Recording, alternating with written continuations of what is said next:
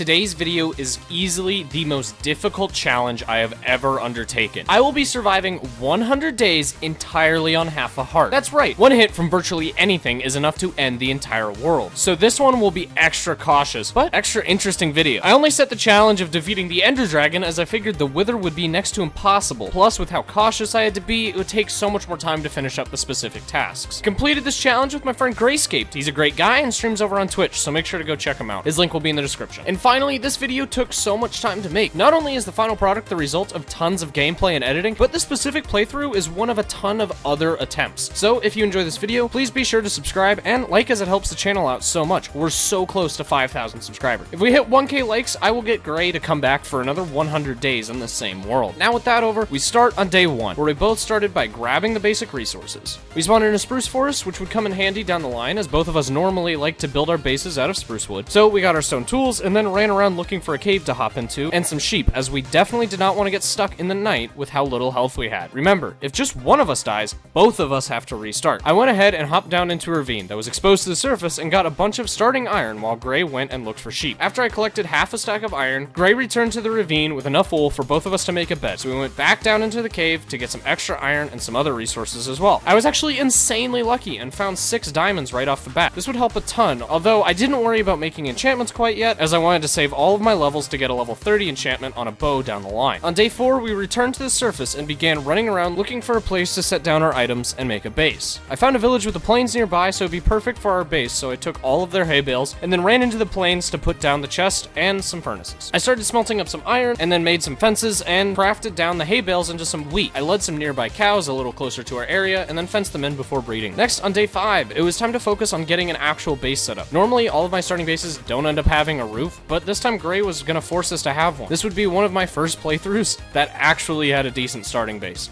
Gray had collected a lot of spruce wood and a few saplings from the starting area, so we would have plenty of resources to build our new house. We set up a basic skeleton for the bottom floor and then started adding some basic details. After finishing up the first floor, I decided to go look for some sugarcane so I could plant it nearby for when we eventually need to make the level 30 enchant table. Gray finished up the house on day 9 after I'd gotten back and stood around for a little while. Now that this was over, we wanted to start preparing for advancing our game state. Not only did we need better gear, but we also wanted a more secure way to enter the nether. Fire and blazes would be a nightmare, but I remembered that suspicious stew could give potion effects. So I looked up the recipe for the one that granted the player fire resistance. It would require normal mushroom stew materials, but also alliums. Unfortunately for us, alliums can only be found in a flower forest, which to my knowledge is one of the most rare biomes. So we both headed out looking for a dark oak biome and a flower forest. The dark oak forest would give us plenty of mushrooms, and the flower forest for alliums, obviously. On day 12, after much searching, I found a dark oak forest and chopped down a bunch of giant mushrooms, while Gray grabbed some dark oak saplings and logs so we could use it in our next build if we decided to. After grabbing about a half a stack of both types of mushrooms, it was time to continue looking for the flower forest. This was going to be a much longer trek, so I decided to go ahead and start running. After running for another 7 days, that's right, about an hour and a half of my footage is just me running around looking for a flower forest. But finally, on day 19, I found one and grabbed about a stack of alliums. We should have plenty of flowers until we can get actual fire resistance potion. It was time to start running back, but guess who got lost? That's right, we really need to start writing down coordinates. I feel like I have to say this every 100 days video, but I really suck at remembering to just take a screenshot of my coordinates. Anyways, I finally returned home on day 26, threw the flowers and mushrooms in the chest, and now it was time to go back down into the caves. We both needed to get enough ores to really start getting our gear going. We needed diamond armor and tools, but we also wanted plenty of iron for an anvil and also gold to make golden apples. While the regen of the golden apples would be useless, the absorption hearts would be insanely helpful during the boss fight. So we returned to the caves for the next 12 days. We didn't have too much luck caving at first, but I found myself on a hot streak finding diamonds towards the end. I suppose it just took a bit to find a really solid cave, but once I did, they really just started rolling in. On day 40, we returned to the base with plenty of gold, iron, and of course diamonds. I also grabbed some lapis and redstone for levels and enchanting, but I didn't quite worry about grabbing anything other than the essentials. We bred the cows, slaughtered some before harvesting the sugar cane for the final time, and then making plenty of bookshelves. I actually made some extra not realizing Gray had some on his own too. So we put together a full level 30 enchant table, and I was a few levels off, so I went back down into the caves briefly just to mine a bunch of coal. I returned to enchant my bow. I desperately wanted to get a powerful bow, as I figured that would be insanely helpful for protecting myself. I wanted to stay as far away from the mobs as I could. I didn't get anything good on the first prospect enchant, so I just enchanted my shovel with a level 1 to reset it, and got power 4 on the second try. I enchanted it, got power 4, punch 2, and flame. Unfortunately, it didn't have infinity, which I definitely wanted because we didn't have a chicken farm yet. So I enchanted a ton of level 1 books to reset the enchantment over and over, but to no avail. Fortunately, Gray was super lucky and got an infinity book extra, so he gave it to me, and now I had a god bow. It was only missing Unbreaking, but I wasn't exactly too worried about that. Now that we had full diamond armor and tools, and we both had super good bows, it was time to go to the nether. With plenty of fire-resistant stew, food, a good bow, and golden boots, we were ready. Gray had collected some obsidian for the portal while I was struggling with enchanting, so he gave it to me and I put the portal together. I lit it and we hopped through. We spawned in another wasteland next to a soul sand biome. This would be helpful down the line if we needed bone meal for any reason. We wouldn't worry about that right now as we wanted to spend the least amount of time in the nether as possible. We both began running looking for a nether fortress. On day 47, we stumbled across a large nether fortress and ran around looking for anything we could grab. I found some chests that included saddles and some basic goodies such as gold and diamond. We also found some netherwort that we promptly grabbed as I wanted to upgrade to fire resistance potions instead, as they would be much more reliable. Finally, we found a blaze spawner. Actually, 2 blaze spawners. They were right next to each other. If this was a normal playthrough, we could make a really cool blaze farm out of this, but we didn't have time to worry about that, so we just started killing them. I blocked up the entrance to the spawner and the pathways around us so wandering wither skeletons couldn't sneak attack us. Next, we just bowed down the blazes until we had about 20 blaze rods in total.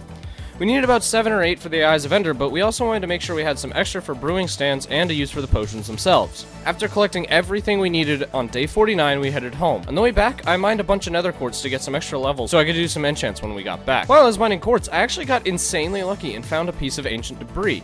I was so confused at finding it at Y60 because I'd never seen it there before. But sure enough, I looked it up on the wiki and it is possible, just extremely unlikely. Normally it spawns below Y22, but it can spawn higher than that. So that was pretty neat, but we need a lot more where that came from just to actually make use of it. We returned home on day 50 and Gray went ahead and started to brew some fire resistance potions and go get a horse. While he did this, I started farming a ton of wood. Remember when I said that we need bone meal? Well, this is where it would come in handy. I placed 4 spruce saplings so it would bone meal into a mega spruce tree. These provide so much wood from each tree, so I spent all the way until day 56 collecting a lot of spruce wood. Once I had collected a full chest worth of logs, I placed it in the village, and on day 57, I created a villager hole. Gray was specifically upset with my villager treatment, but we needed emeralds badly. So for the next many days, I traded stick after stick to the Fletchers. I started off with just 3 villagers in the pit, but for some reason, more just kept hopping in the hole. I wasn't even trying to enslave them, they just wanted it, I guess.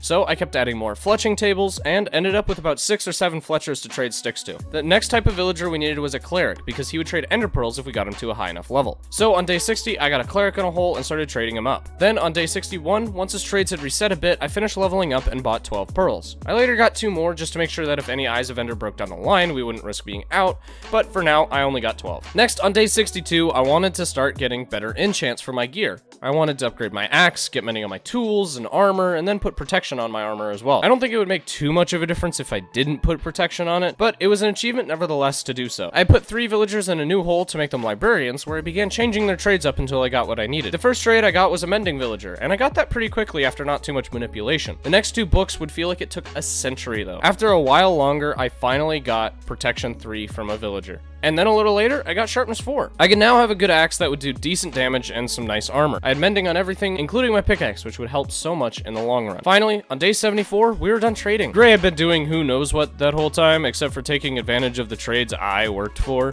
At least he was getting emeralds from the fletching villagers. Now we got home with our gear, and I combined everything up. The final thing we needed to do to get our gear kitted out was make it netherite. Grabbed potions, food, and anything else we could think of needing in the nether, and headed back in. We potioned up and just mined. We dug down to Y11, and we mined, and mined, and mined. It took about 10 days to get the netherite for both of us. Gray needed 5 ingots, as he wasn't wearing a helmet for the aesthetic, and I needed 6, so I could have full netherite, an axe, and a pickaxe. The mending on my pickaxe came very in handy, as while we were mining, I could mine quartz and gold to repair my pick as we went. Unfortunately, we couldn't TNT mine because we didn't have easy access to gunpowder or sand, and we also couldn't bed bomb because to do that, you have to be pretty close to the bed to set it off. Even if we were on a Y level below the bed, behind a block to reduce the explosion damage, it still just felt way too risky after how far we have gotten. So we played it safe. If we potioned up and stayed away from the blocks we were mining to avoid falling gravel, there wasn't too much risk with just instant mining the netherrack. It may have taken longer to get it done, but at least we rested easy knowing that we weren't at risk of ending the entire challenge just trying to upgrade our gear with one wrong bed explosion.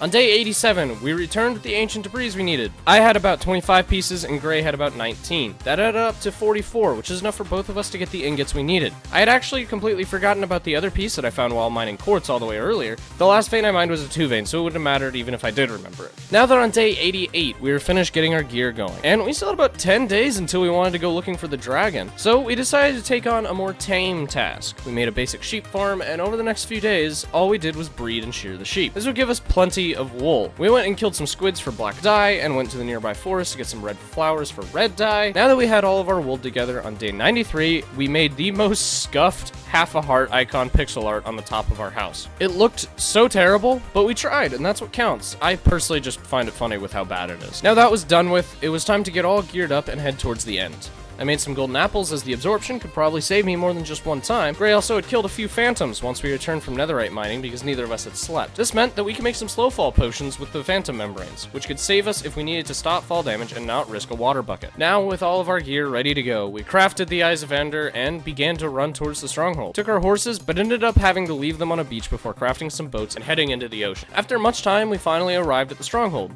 which was very precariously generated. Half of the stronghold was exposed through the bottom of the ocean floor, which meant it was super easy to enter, but it also looked really cool. So, after a little while of exploring, I found the library and found some interesting books. None of them had any helpful enchants to us, and we didn't have an anvil even if we did want to use them, but it was still cool to find them. Finally, after a little more searching, I found the portal room, broke the spawner, and we placed the Eyes of Ender before hopping through. The fight was in front of us, and I was absolutely terrified. This was about 90 days, about 20 hours of playing to get to here, and if the dragon hits us just one time, or we get too many endermen fighting us, it could be the end of the whole thing. We could have to completely restart. So I popped a slow fall potion, ate a golden apple for the absorption, and it was time to fight. I'm going to continue in the live commentary and not do any post commentary like I normally do, so that you guys can see exactly what we went through during the fight. Although I will cut it down, as the fight was very tedious, seeing as we tried to avoid melee and its swoops.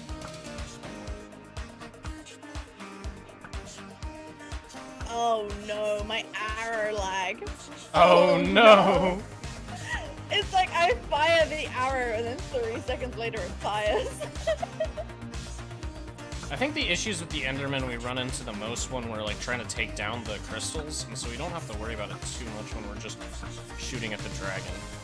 Because the arrows like go really far into the air, and so it's like not as big of a deal. Oh, alright. Uh-oh. Yeah, they're very mad at him. Uh-oh. No. No! Did you get yeeted? Yeah. Oh, I see you! Oh! Ah! Oh, that didn't sound good.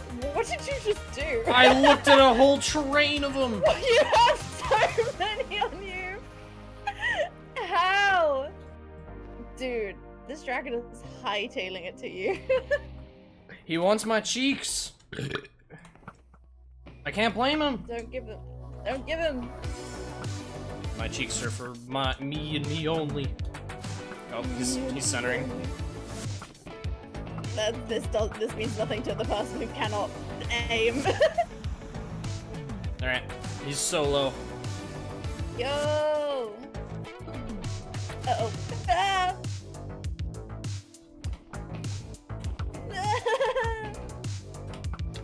Hey!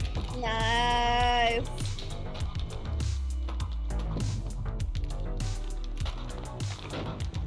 Thank you.